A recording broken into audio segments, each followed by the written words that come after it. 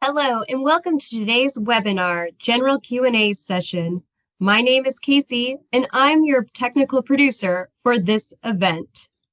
I'd like to remind you that in the upper right corner of your screen, there's an icon to open Q&A. After selecting this icon, you have access to the Q&A section of your screen. There you can ask questions as well as review the announcements from the organizers, which contain important information regarding this webinar.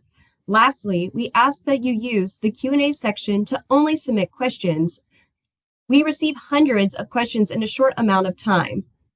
So please be sure to only use that during this time. Now, please welcome Cynthia Hammond, Training Manager with the Training and Information Services Branch.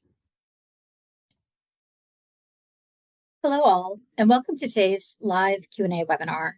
As Casey said, I am Cynthia Hammond, a supervisor with the Training and Information Services Branch within Federal Student Aid.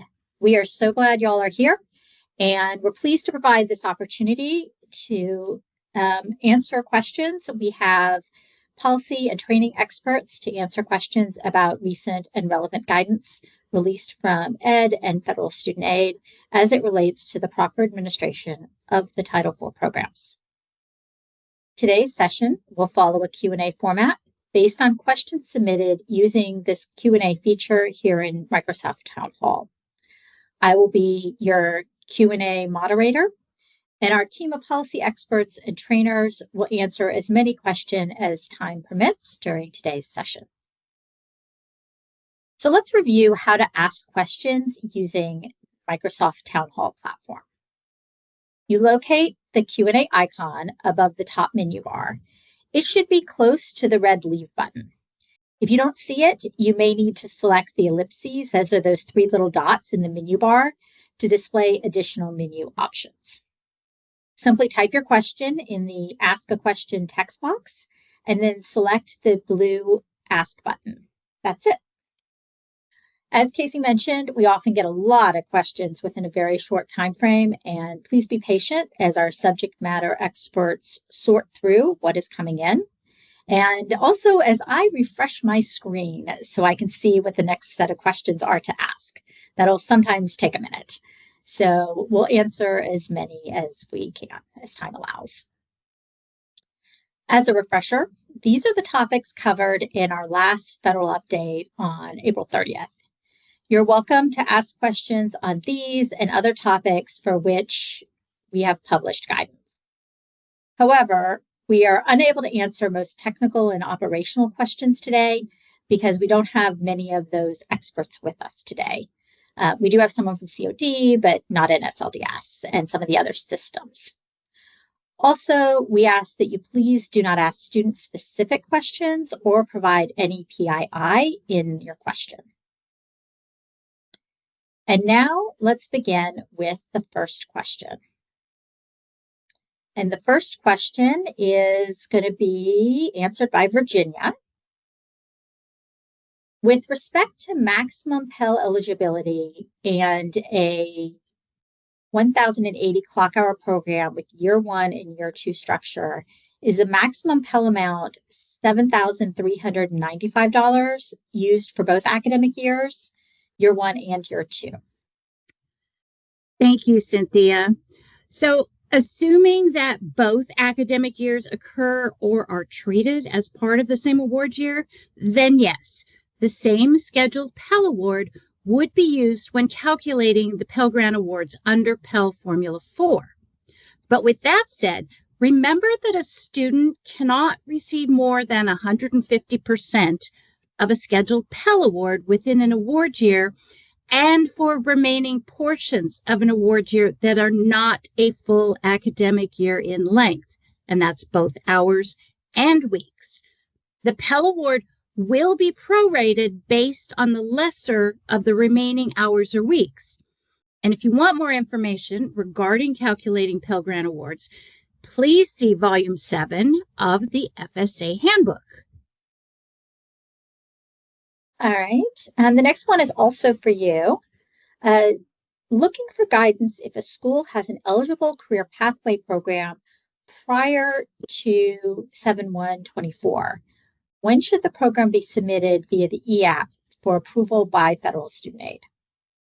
Well, as noted in our electronic announcement, General 24-151, institutions relying on the ATB Eligible Career Pathway Program, or the ECPP, alternatives to establish student eligibility for Title IV funds must be able to document that each ATB ECPP offered by the institution meets the eligibility requirements detailed in 34 CFR 668.157. Now, that documentation must be provided to the department when obtaining initial approval for the ATB CPP or when requested by the department. Now, institutions that offered one or more ATB career pathway programs prior to July 1st, 2024, must apply to the department to have one of its CPPs certified as eligible for Title IV purposes by the earlier of either the submission of any update the institution makes to the electronic eligibility application, the EAP, on or after January 1st, 2025, or the submission of the institution's recertification application on or after January 1st, 2025. Now, if the department determines that the CPPs do not meet the regulatory requirements, students enrolling in the programs may not use the ATB alternatives to establish their Title IV eligibility. Students already enrolled under the ATB CPP alternatives will remain eligible for Title IV funding. And we provide more guidance on this in Dear Colleague Letter Gen 24-08. Institutions that have not offered an ATB CPP prior to July 1st, 2024 must submit an EAP with supporting documentation and receive approval from the department prior to awarding Title IV aid to prospective students. Okay, Virginia, I'm going to keep you here for one more so that others have a chance to tag some additional questions that they can answer. So for this next one, let's see. How do we know when we need to report something to the Office of Inspector General? The guidelines are very vague. Do we only report if we dispersed on a fraudulent application? Or do we need to report all applications we believe are fraudulent, even if we did not disperse? So electronic announcement APP 25-07 reminds schools of our guidance for reporting fraud and required reporting related to the administration of Title IV programs, as listed under 34 CFR 668.16G. In general, if you suspect that a student, employee, or other individual connected to your organization has misreported information or altered documentation to fraudulently obtain federal funds, you are required to report these cases to the OIG. Common misconduct includes, but it's not limited to, false claims of independent student status, false claims of citizenship, use of false identities, forgery of signatures or certifications, false statements of income. Schools must also refer to the OIG any third-party servicer who may have engaged in fraud, breach of fiduciary responsibility, or other illegal conduct involving Title IV programs. Now, additionally, institutions must submit complaints about fraud rings to the OIG via their encrypted portal at oighotlineportal.ed.gov. For more information about how to report fraud rings or for a copy of the fraud ring reporting spreadsheet, you want to review the August 21st, 2020 electronic announcement. And it's always appropriate for a financial aid administrator to consult with an institution's legal counsel prior to referring any suspected cases of fraud or misconduct to an agency outside of the institution.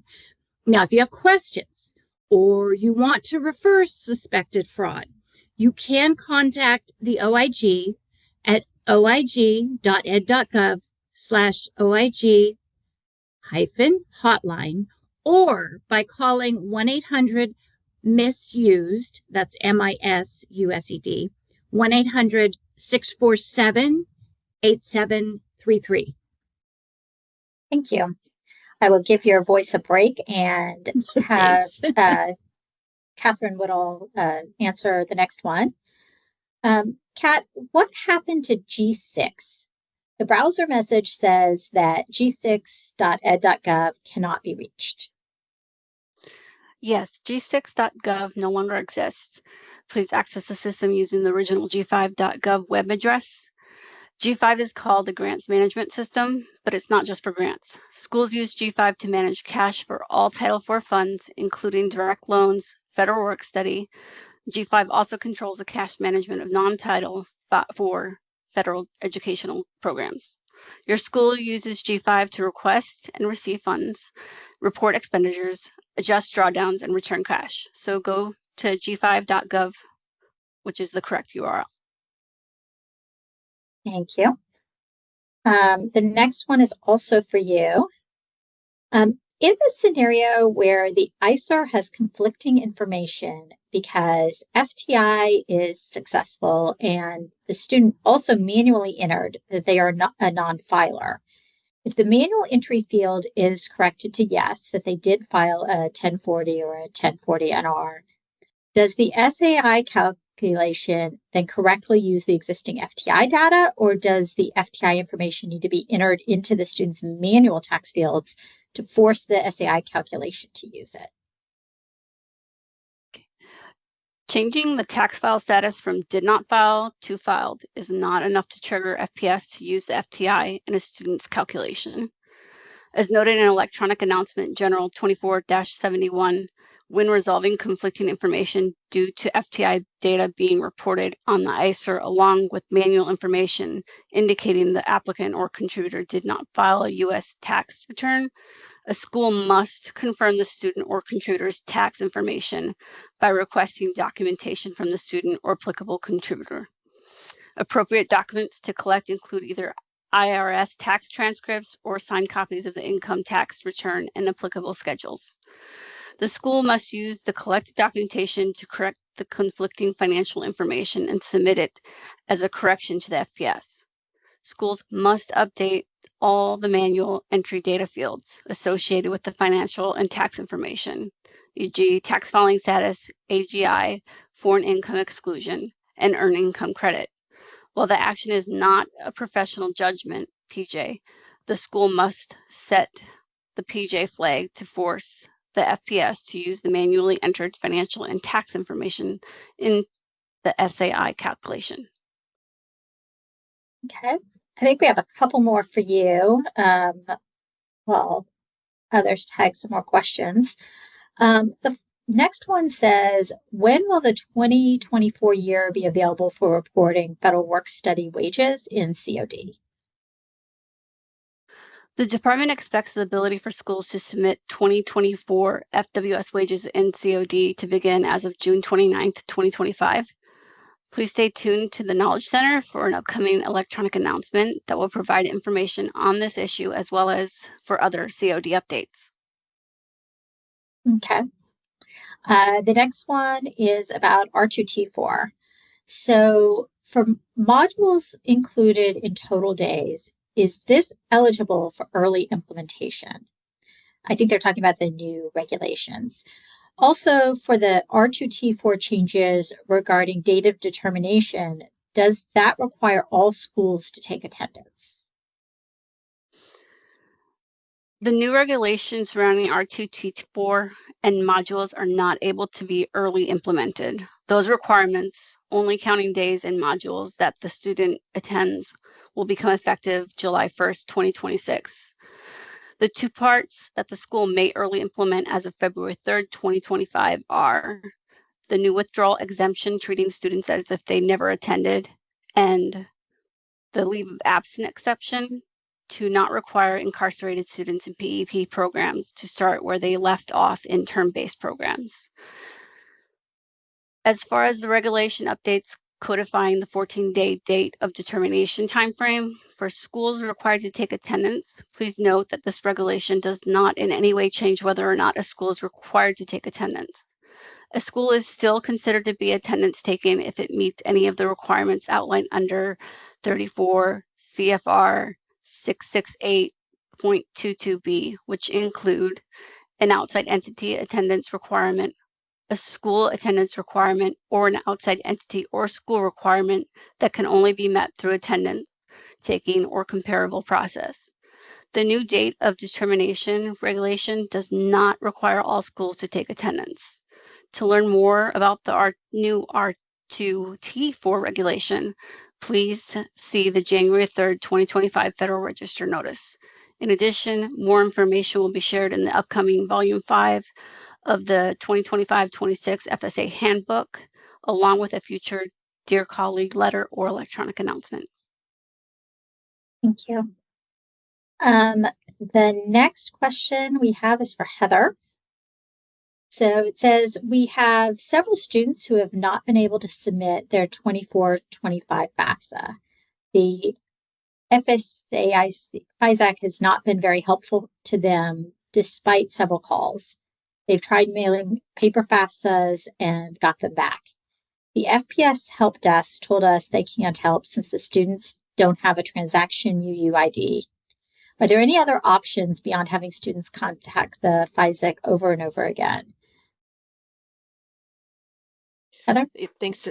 Yeah, thanks, Cynthia. And I understand the frustration. Our best advice is to just keep trying. Call FISAC again, maybe have the student call when they're on the phone or in the office with a financial aid administrator to help ask the right questions to figure out what's going on. If a paper FAFSA was filed and returned as unprocessed, there should have been a cover letter that was included along with that. That should indicate, at least in general, what the issue was. So review that with the student and see if there's something that you can resolve there.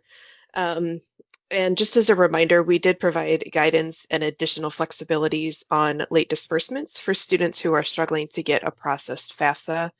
That general guidance, or excuse me, that guidance is in General 2525, which was posted in the Knowledge Center on May 27th. So document the student's file with all of the dates and the times when you mailed things in, when you made phone calls, those kinds of things, so that you have appropriate documentation to take advantage of those late disbursement opportunities. Thank you. The next one I have is for Sarah Vansel. For students with a blank SAI, if a FAFSA is received with a calculated SAI after the aid year has ended, is there any flexibility in originating loans for the student?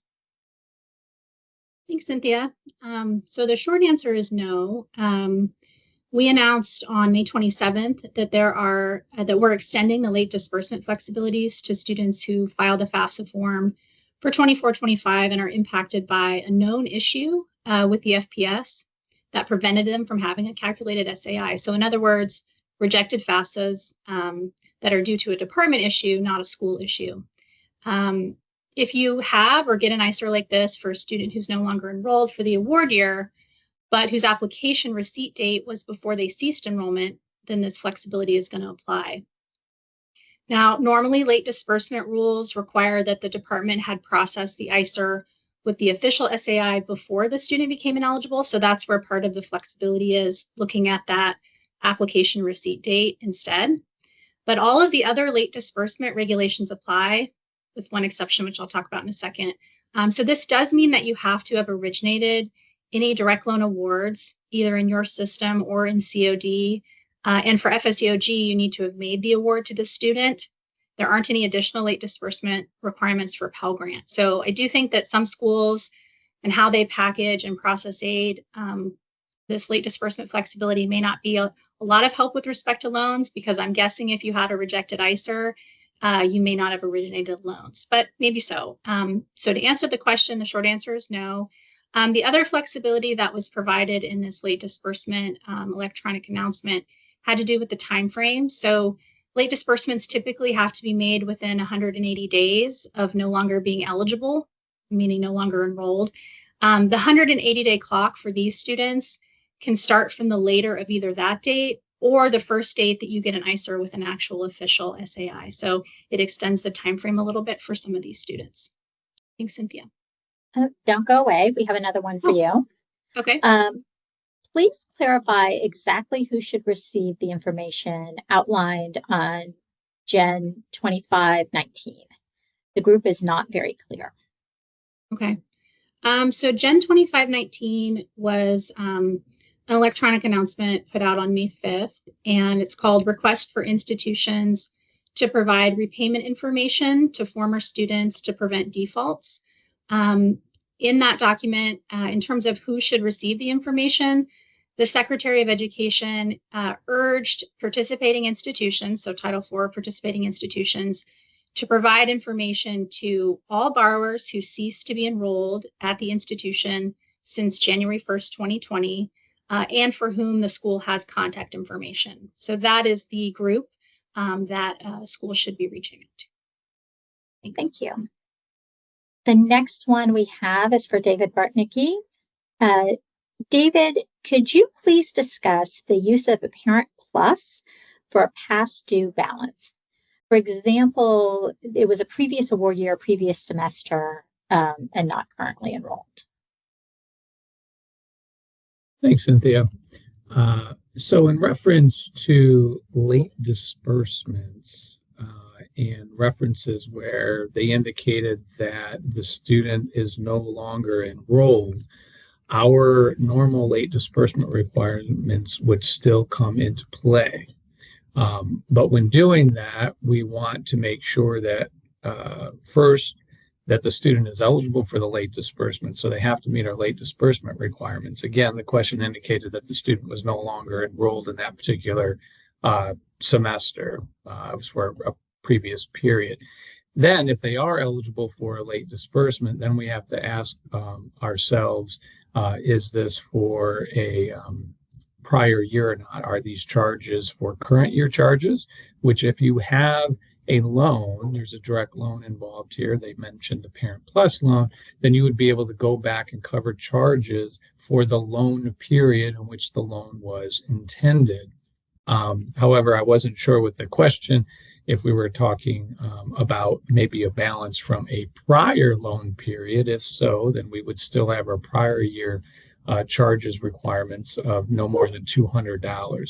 So first, we want to make sure that the student is even eligible for a late disbursement, which you can find information in the FSA Handbook Volume 4, Chapter 2. And then if they are eligible for the late disbursement, but there's question about whether or not the federal financial aid can be used to cover those particular charges, then we ask ourselves, are they current year charges or are they prior year charges? You can also find specific information about what's defined as a prior year charge in Volume 4 again, in the 2425 FSA Handbook. 2526 will be coming out shortly in Chapter 2 as well. Thanks, Cynthia. Thank you. The next one we have is for Heather Hall Lewis again. Heather, do you have a status on the reprocessed ISERs from May 11th, 2025 that schools haven't yet received? We don't have a status update at this time. Any updates that we do get will be posted in the Knowledge Center or pushed to you in a reprocessed ISER, so continue to watch for those. And just a reminder, I think we've said it multiple times already today, but I'll say it again, that we provided some guidance on late disbursement flexibilities in General 2525. So if you haven't taken a look at that, I would encourage you to go ahead and read that. Thank you. Sarah, it looks like this next one is for you. Can you provide an overview of FTI data sharing regulations with respect to the TRIO programs? Sure. And before I do that, I just want to put in a plug. We did recently put out a new learning track on the FSA Training Center, all about the use and disclosure of FTI, so federal tax information, as well as FAFSA data. So if you missed our announcement on that and would like a refresher, I encourage you to go out to the training center. It's in the learning tracks area. So question about providing an overview of FTI data sharing with TRIO. So the law permits schools as well as state higher education agencies to use FTI for the application, award, and administration of financial aid to the applicant. So what our policy staff has said is that the financial aid office can share FTI with other departments on campus in an internal disclosure if it's for the application, award, or administration of financial aid. So if it's for any other purpose, that disclosure of FTI is prohibited. So with respect to TRIO, you could share FTI information with the TRIO office for purposes of determining TRIO grant eligibility, but not for sort of more general purposes. I would always ask yourself if sharing FTI is necessary. Like, try to think about, is there a way to get the requester to what they're needing without you actually sharing FTI? But that would be allowed, I suppose, if it's about the grant specifically. Thanks, Cynthia. Thank you. And that is definitely some good advice. Effie, this next question is yours. And the person's asking, is it conflicting information if someone has a 200 DDX response code and manually reports an AGI or other data element that is different than the data provided via the FADDX? You're on mute.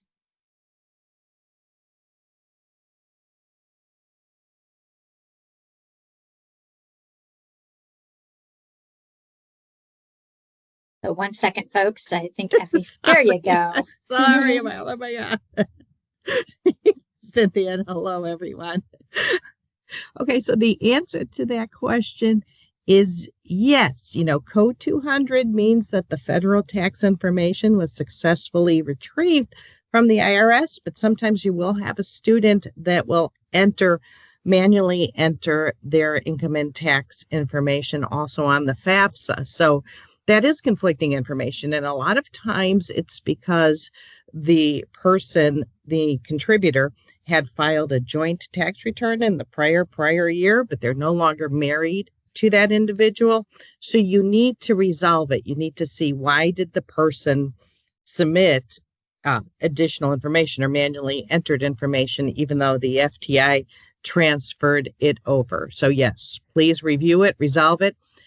Most of the time, those students should be selected for verification, so you'll also need to verify them. If they're no longer married to the individual that they had filed a prior year joint tax return, then you'll need to kind of separate out just the contributor's information and verify that information.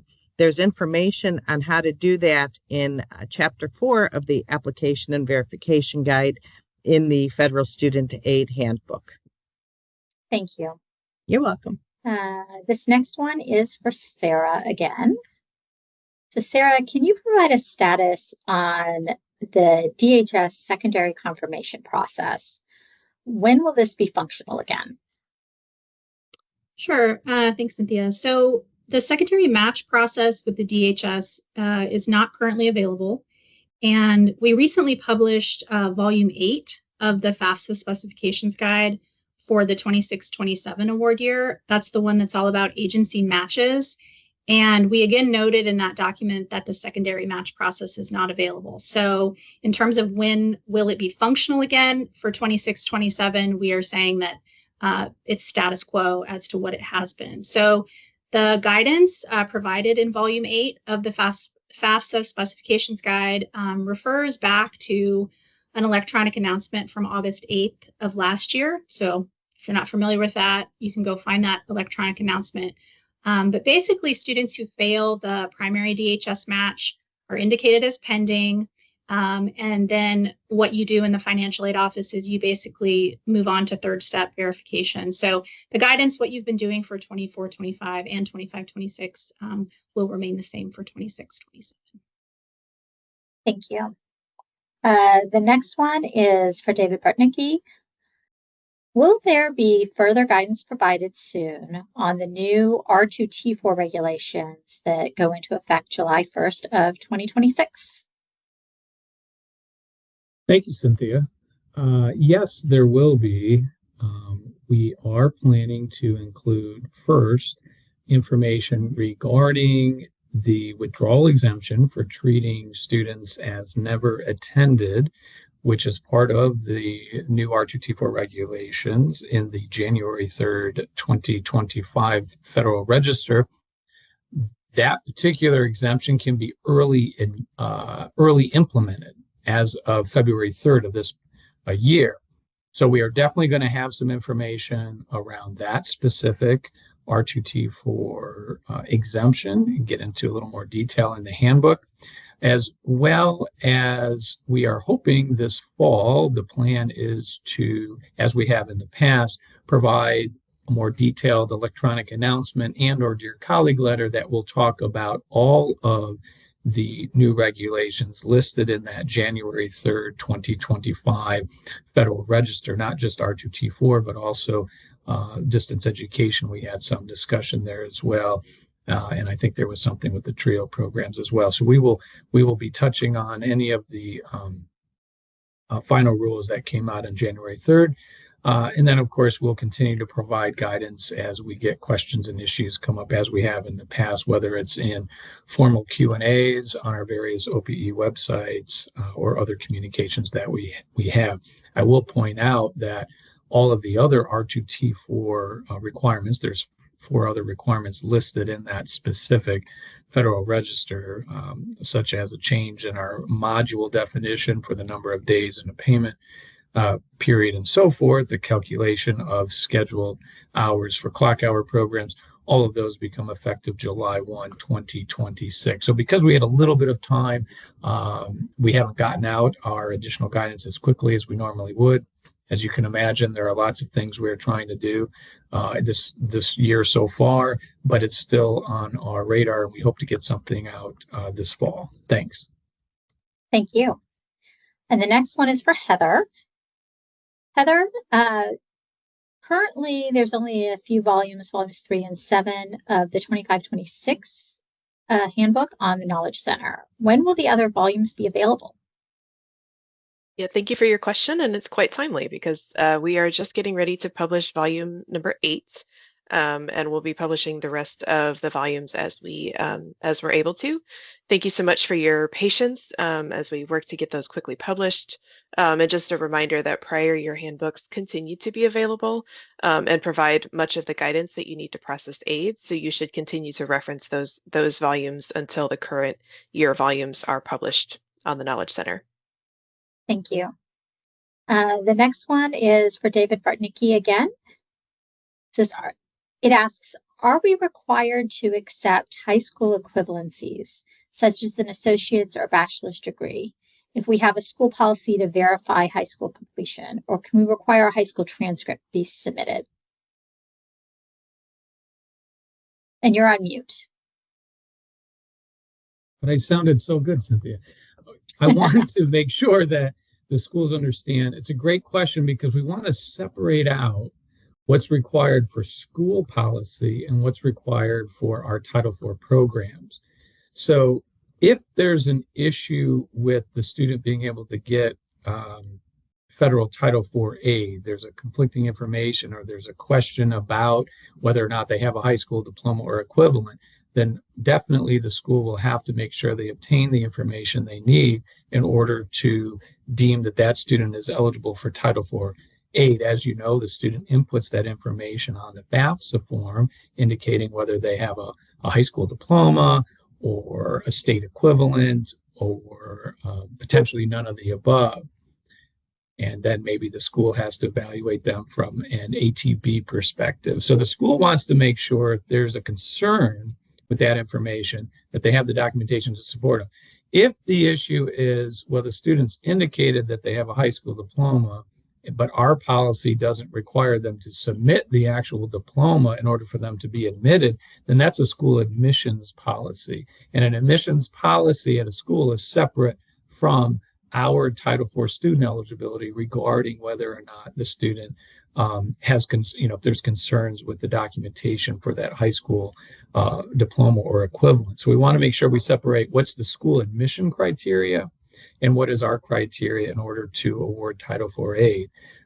If the school has an admission criteria that requires certain documentation, then we're going to hold the school to their admission policy, regardless of what our policy is from a student eligibility standpoint. Thanks, Cynthia. Thank you. And our next one is for Heather. Heather, regarding Gen 2525, what is FSA's current turnaround time for processing paper FAFSAs? Currently, paper FAFSA processing is up to date under quote unquote normal processing time, which would be approximately 10 days from the time that we receive the FAFSA form. Do I have anything else? That's it. That's all I have to say on that. Ooh, got a little lost in my notes. Thank you. No problem. The next one is for Sarah. Sarah, can you please provide phone numbers for servicers who handle federal loans? The numbers listed in NSLDS are for students, not schools. Sure. So I won't provide actual phone numbers on the call today, but I can tell you how to find them. So loan servicer contact information for schools is available on the Knowledge Center. So if you go into the Knowledge Center and you click on the Help Center, which is always in the upper right-hand corner of any page, once you get to the Help Center landing page, one of the boxes says FSA Customer Service Centers. So you click on that, and then one of the sections of that page is a tab for loan servicer contact numbers for schools specifically. So hopefully what you need can be found there on the Help Center. All right, Sarah, don't go away. I think yours is going to be up next. Okay. Schools were recently asked to contact students to remind them of their obligation to repay their student loans and that they need to start making payments by July 1st of 2025. What does the school need to do to verify that they complied with this request?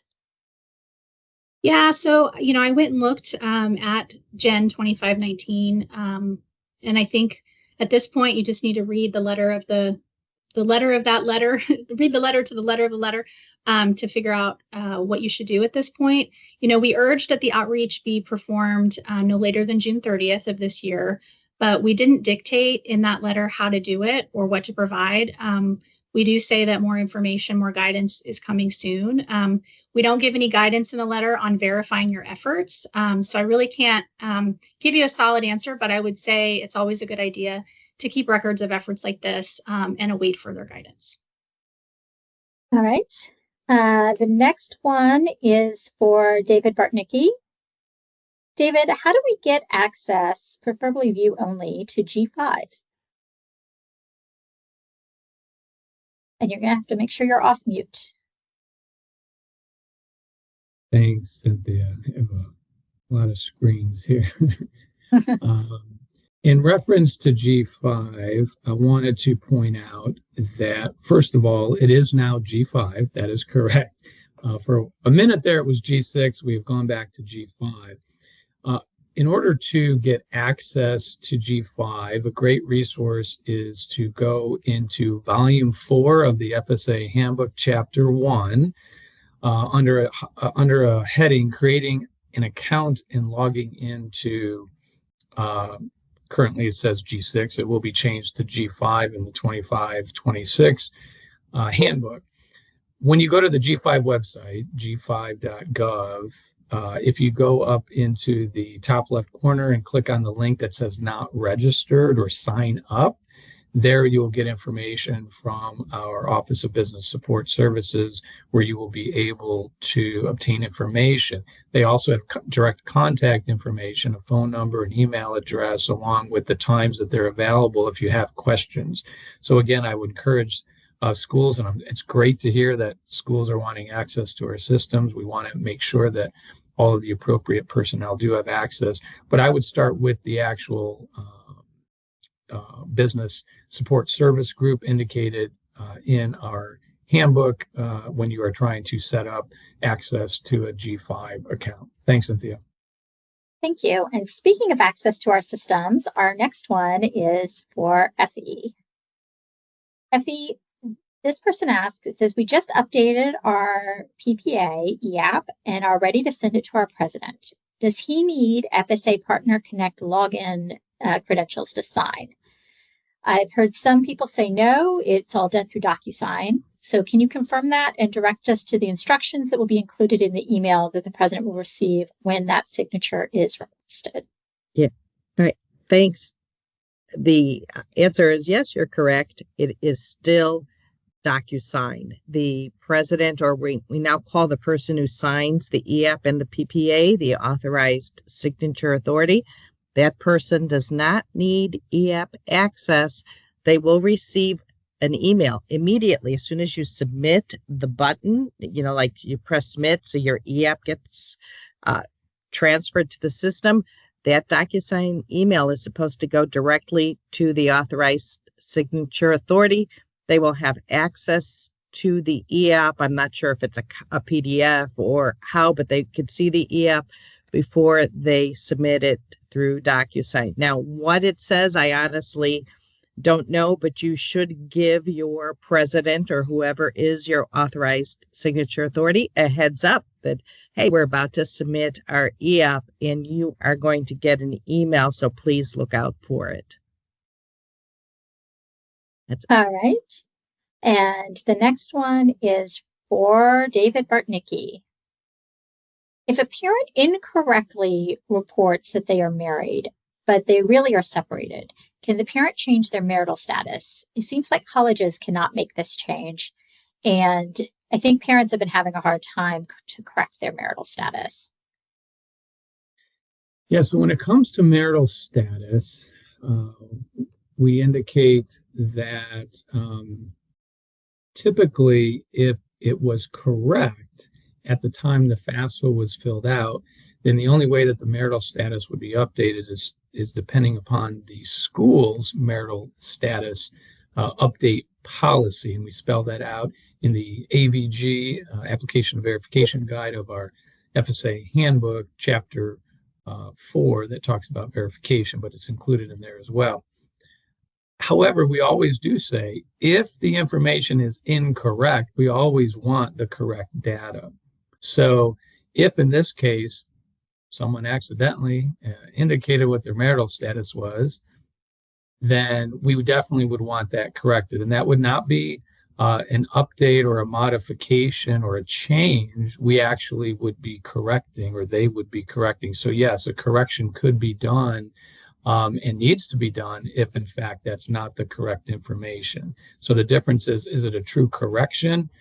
Information was incorrect, or is this a change that occurred after they filed the FAFSA form and then they're asking for an update, which in that case, the school would have to decide whether or not to allow that through their marital update policy. Thanks, Cynthia. Thank you.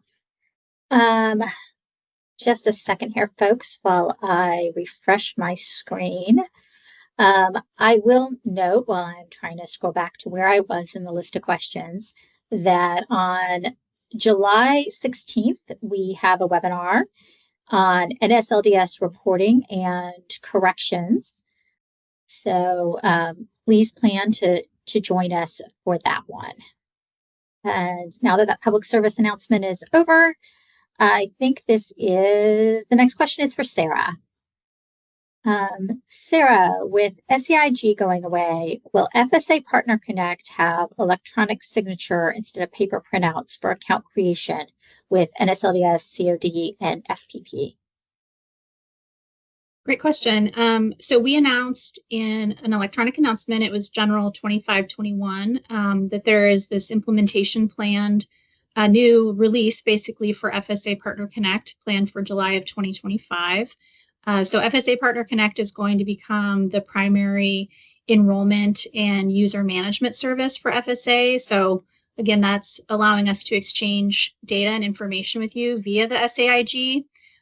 So the SAIG enrollment functionality is going to be added to FSA Partner Connect, and the current SAIG enrollment website will be retired. So to the question of electronic signatures versus paper printouts, I'm not sure, and I don't want to get too far ahead of some upcoming information and training that's coming out. So I'll answer the question just by letting you know about that. So we have a number of webinars and job aids that are going to be posted in the upcoming weeks on the FSA Training Center, specifically in the systems training area of FSA training. We have a course on the FSA Partner Connect website. So new guidance is coming out there, new training, new webinars, new recordings. So I haven't seen all that training myself, so I'm really hopeful that it will help answer the question of moving from paper printouts to electronic signatures. So keep an eye out for that training. All right. The next one is for David Bartnicki. David, can the FAA request additional unsub for dependent students whose parents did not get denied a Parent Plus loan? Thanks, Cynthia. Though normally we see situations where a school is looking for a formal denial of a parent's request for a plus loan. In fact, that is not ultimately necessary as long as, and this is key, the school has information in which the parent would likely be precluded from borrowing a plus loan. So ultimately, they don't have to have something from us showing that they were denied a plus loan, but that the school has some documentation that clearly shows they wouldn't be eligible for it, such as a parent from a foreign country who is not a U.S. citizen and not an eligible non-citizen would not be able to borrow a plus loan within our programs. And so in that case, the school could just document that and then offer. Understand too that, remember, you don't have to have both parents denied a plus loan. If you have that plus denial, then you can go forward with that as well. I did want to throw out one additional answer to a question, Cynthia, that had come in. And the person asked, auditors often pick a sample of students and they ask for FAFSA submission summaries. And this particular school was asking for the new platform. I believe they're talking about Partner Connect or the FPP. With the new platform, how long will the 24-25 FAFSA submission summaries be available to the school? And our system folks responded that the schools will have access to the 24-25 FAFSA submission summaries until we stop corrections. And as of right now, they've indicated that you will be able to get that data until September 13th for 24-25. So I just wanted to pass that on. Thanks, Cynthia. Thank you. Our next one is for Heather, but before I ask that, I'm going to answer one of my own since we're doing bonus questions. We've gotten a number of questions asking about financial value transparency, gainful employment deadline. As a reminder to everyone, that deadline is September 30th. So September 30th is the date when you are expected to have submitted to NSLDS all your financial value transparency and gainful employment reporting information. All right, and the next one, like I said, is for Heather. Any idea when the inflation adjustments to the SAI tables for the 26-27 year will be published? I thought the statutory requirement was on or before May 31st, but I'm not seeing the Federal Register announcement. Did I miss it? You did not miss it. We haven't published it yet. As with everything else, once we do publish it, we will post an announcement in the Knowledge Center that it is up and ready to go. So you haven't missed it yet. We're still working on it, but it'll be published as soon as we can. All right, thank you. And our next one is for Effie. Effie, we are having an issue with error messages when trying to update the e-car. Is there someone we can escalate this issue to? Yes, there is.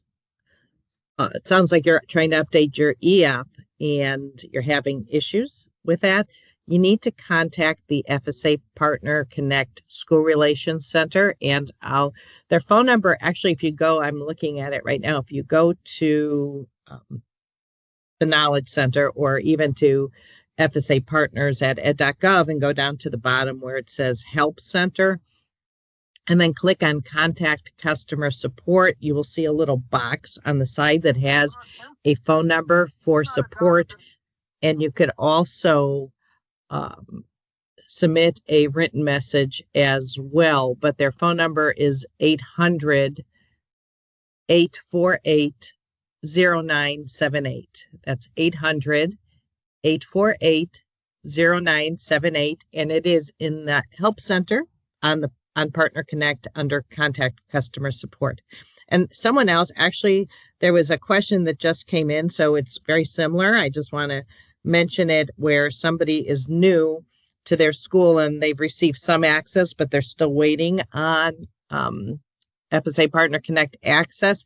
Go ahead and contact the School Relations Center as well to see how that's coming. Thank you. You're welcome. The next one, we're going back to you, David.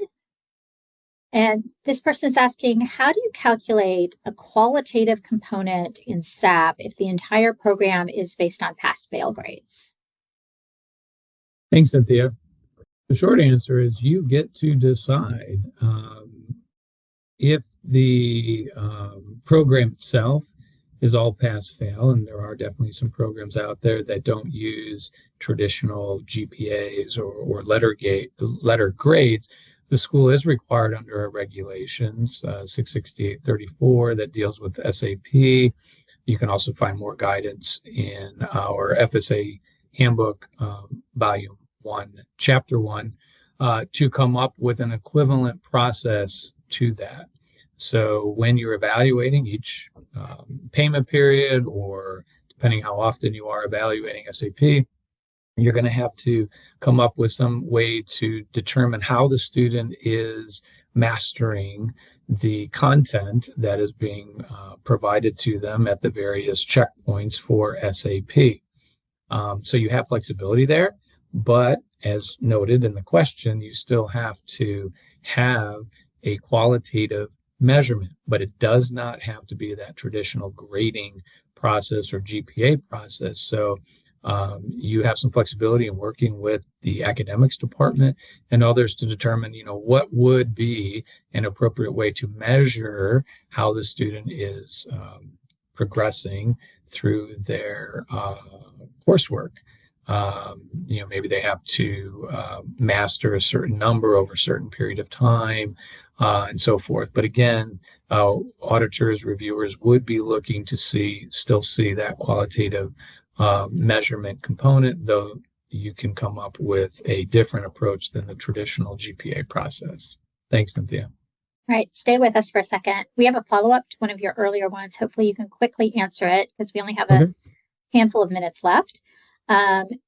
It was the one regarding the Parent Plus loan. It says, even if the student was eligible for a late disbursement from the Parent Plus loan, if the student is no longer enrolled, does the school would not be allowed to originate the Parent Plus? Is that correct?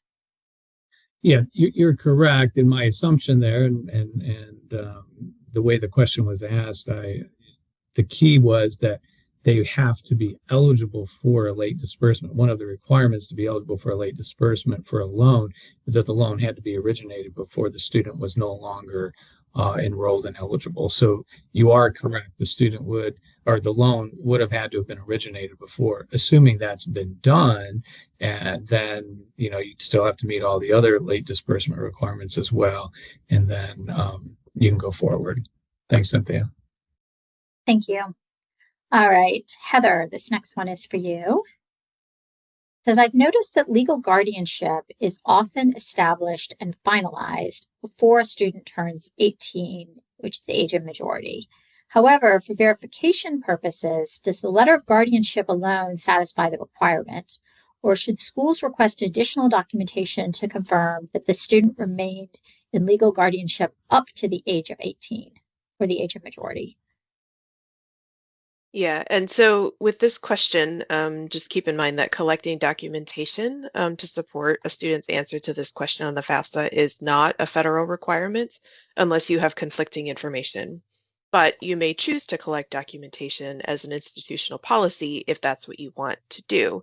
So, and if you do decide to collect documentation, what you collect is up to you, but what you collect must support the student's answer on the question. So since the question says the student is or was when they reach the age of majority in a legal guardianship as determined by a court in their state of legal residence, whatever document you collect should support that response. Thank you. All right, David, one more for you.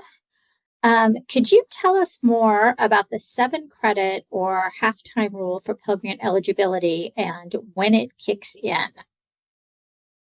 Yeah, so I may have some colleagues jump in here in case I'm misinterpreting this question, but I believe that's probably related to proposed information in some of the bills that are going through Congress right now. We currently do not have a halftime requirement. Remember we removed that for the 150% Pell. If this question is in reference to information that's in proposed legislation, I brought it up simply to stress, please do not start implementing or changing policies based upon proposed legislation.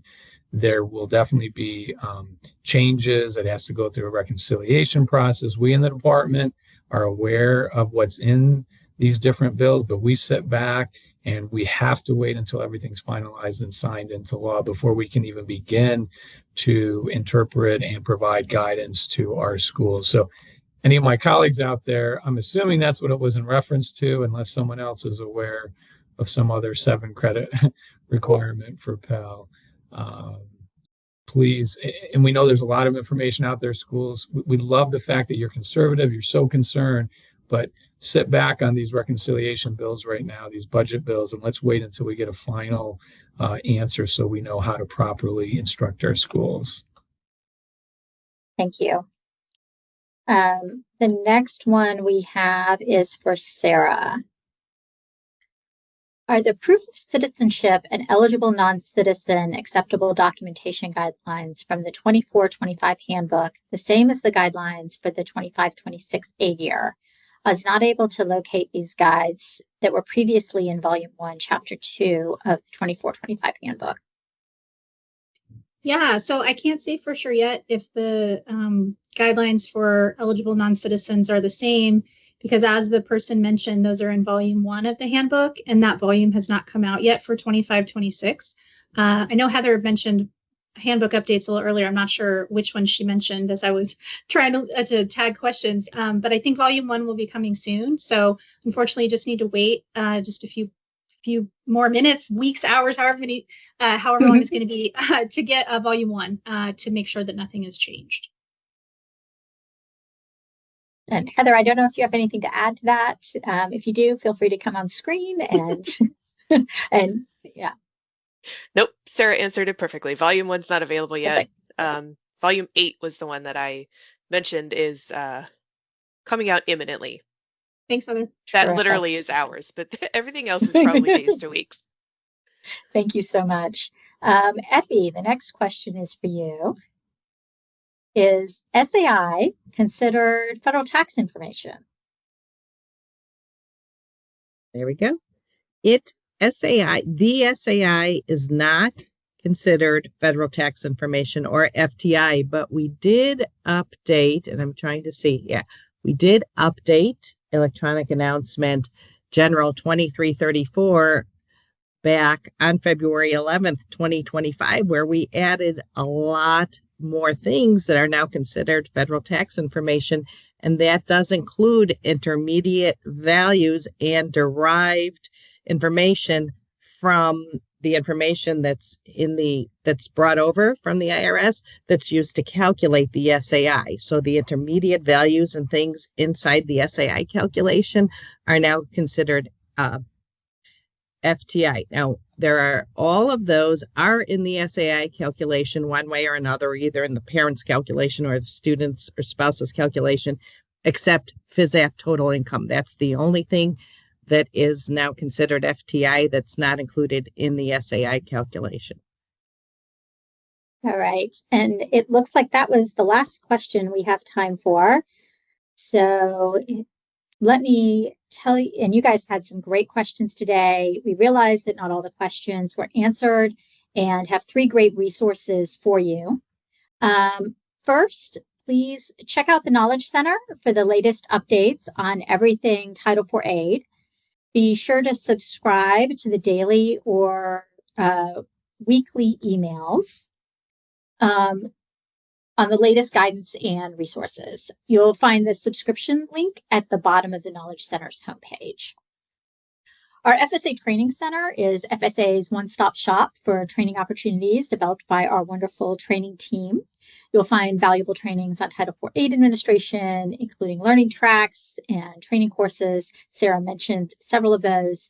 And you can complete at your own pace, as well as webinar recordings, including today's webinar recording and transcript will be up in the coming days into next week. And you also find information as soon as it is available on our July 16th Wednesday webinar, which I don't think has been announced yet, but maybe it is up there. And finally, you can contact us through the Contact Customer Support page on the FSA Partner Connect Help Center. Just choose Policy Guidance from the topic drop-down list and provide a complete explanation of the issue and listing any resources you may have already used in researching the answer to your question. That helps us get a fuller picture of what it is you're asking and answer your question faster. So thank you so much for joining us today, and have a great rest of your day.